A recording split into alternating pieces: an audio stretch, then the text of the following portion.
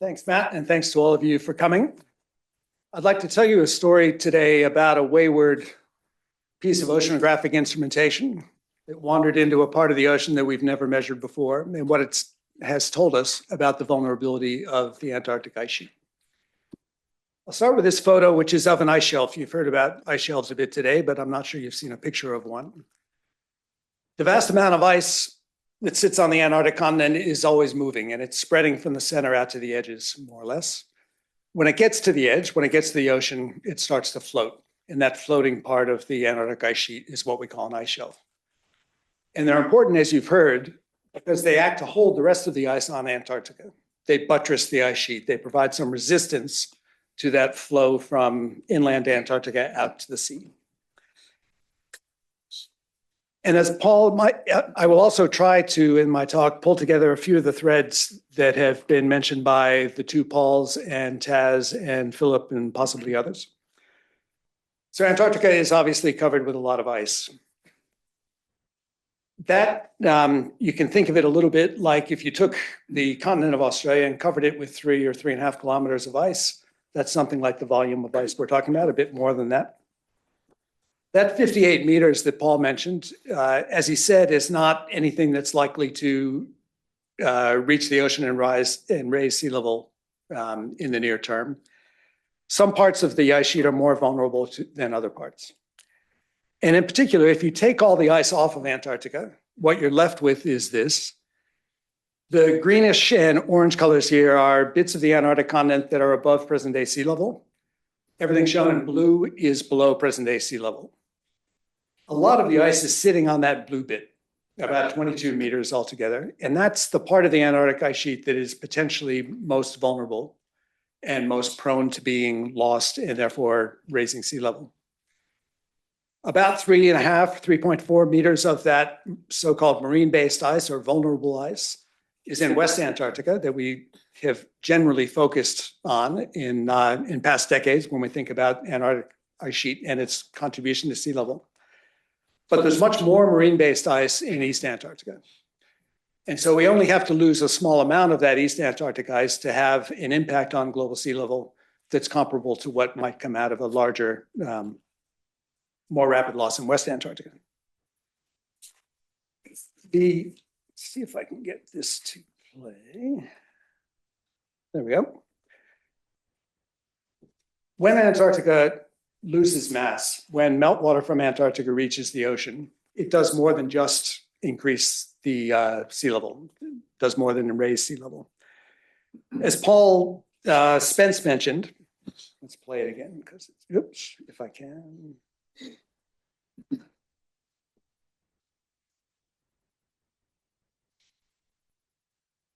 There we go.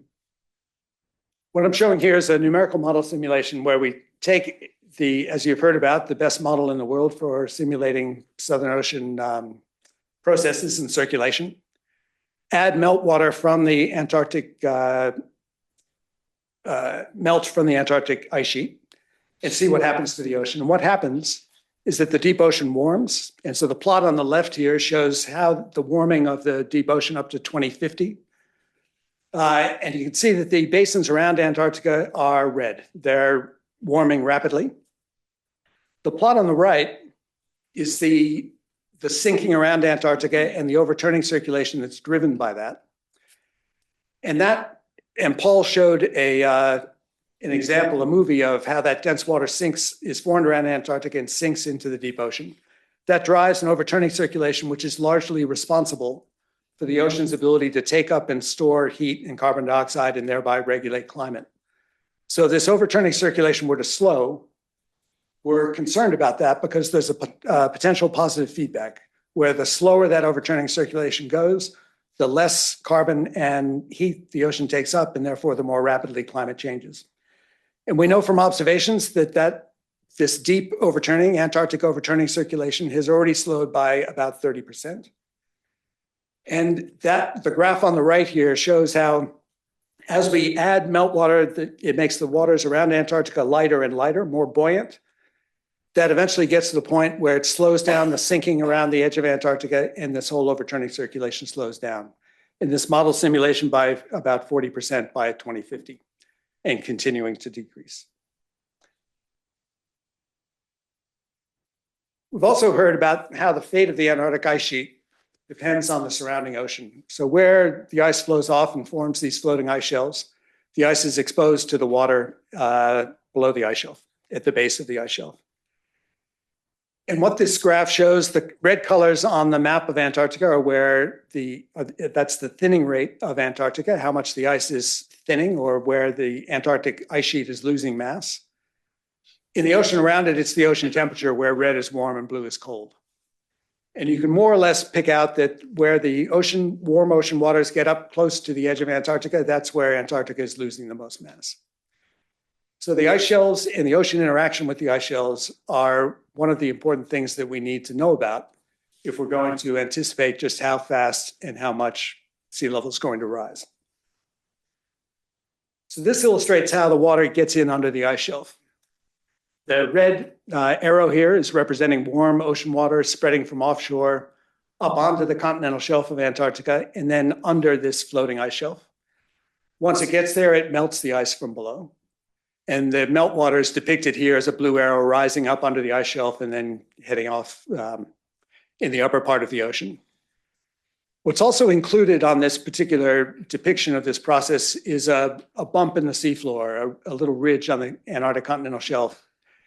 And that's important for the story I'm getting to today, because the shape of the seafloor on the Antarctic continental shelf regulates how much of the ocean heat offshore can actually get to the ice. So I'll come back to that in a minute.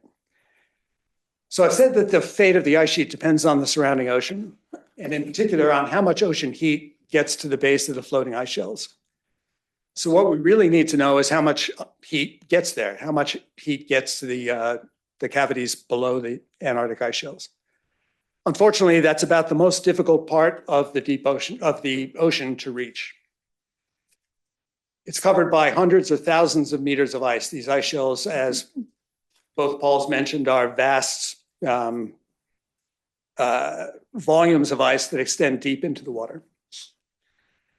So one thing we can do if we have a fancy enough unmanned submarine is send that under the ice shelf, and it can take measurements of the temperature, the salinity, and the bottom depth.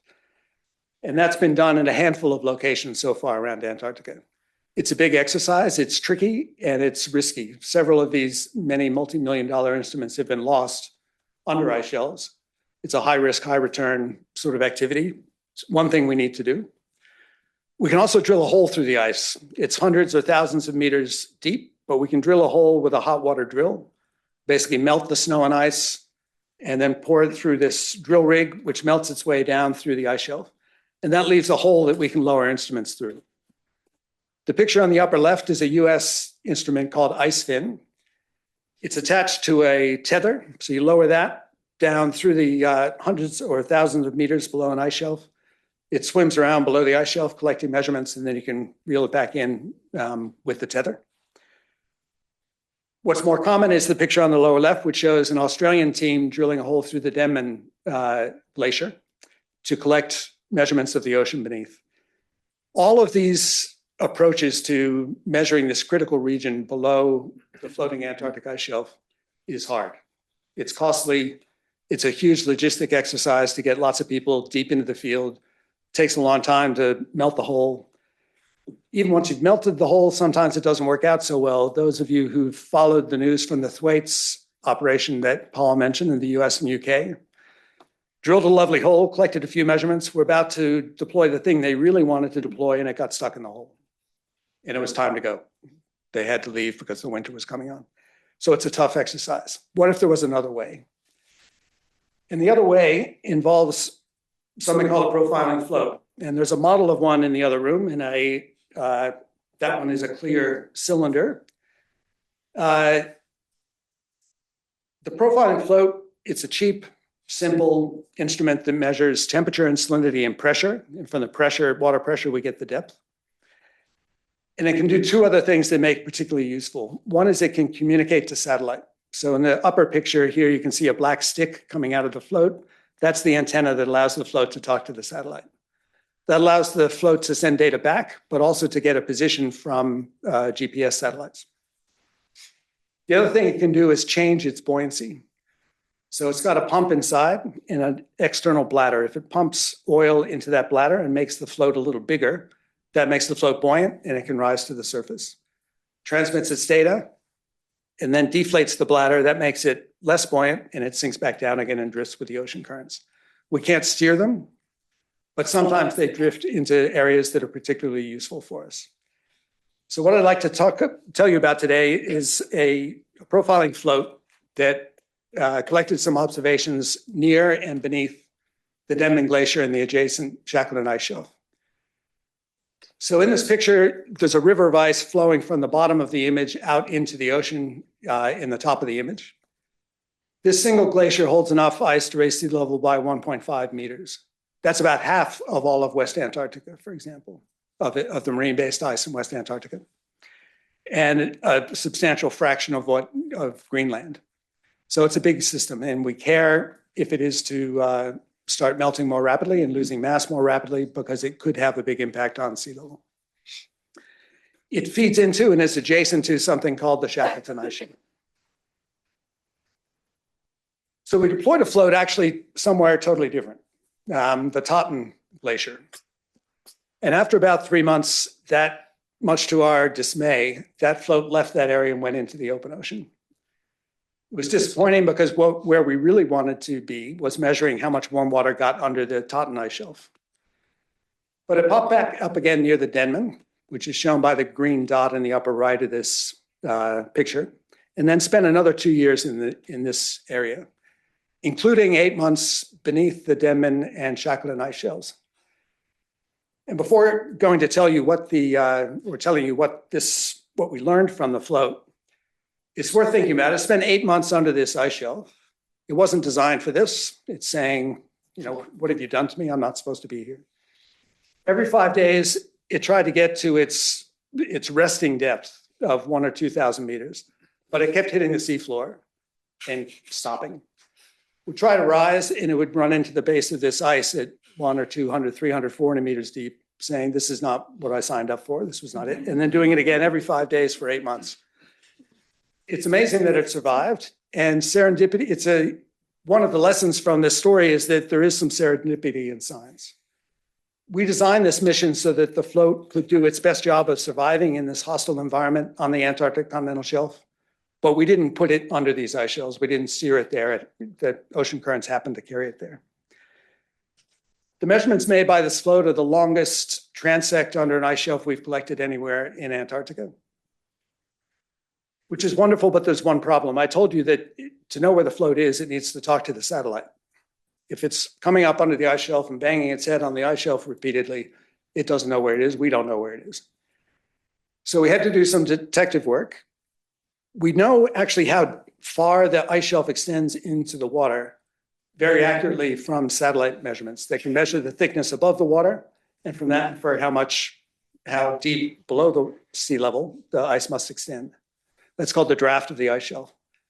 Every time the float ran into the base of the ice shelf, it provided a measurement of the draft of the ice shelf, and we could match up those two and constrain where the float had likely been underneath the ice shelf. And it told us a lot of things.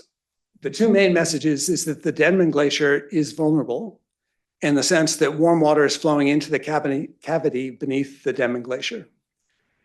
Whereas the much larger Shackleton ice shelf is apparently stable because only cold water is reaching below the Shackleton ice shelf at the present time. So the plot on the left shows a map. The orange arrow labeled 1 is where the warm water is flowing in under the Denman Glacier, and the blue arrow labeled number 3 is meltwater coming out of that cavity. And so we can tell those two things are happening by the measurements that the float has made. The yellow line shows the trajectory of the float, and the plot on the right is a vertical section along that transect. So this is a long transect under the 2 parts of the ice shelf, as well as the surrounding water. The orangey color in that plot is warm water, and there's meltwater coming out at shallower depths beneath what's labeled as the Denman Northcliffe ice tongue there.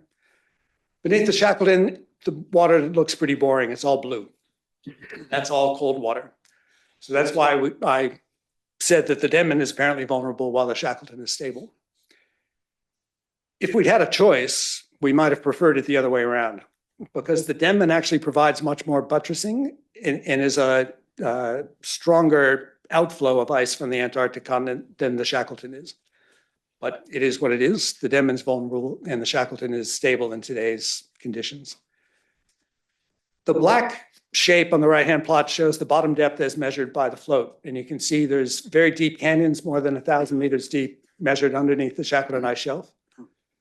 The dashed white line is where we thought the seafloor depth was before the float made these measurements. They're 500 to 1,000 meters different. The significance of those deep channels under the Shackleton is that if warm water does get to this part of the continental shelf, there's a channel that would allow that warm water to penetrate far under the ice shelf.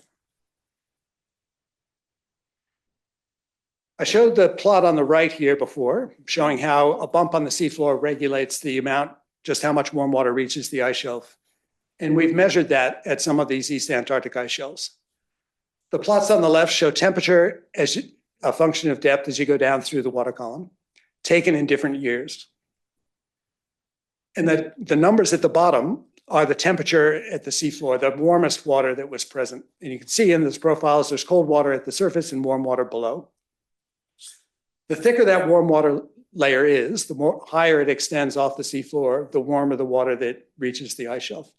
And the reason is because that warm water finds it easier to get over that intervening bathymetry that's regulating how much heat reaches the ice shelf.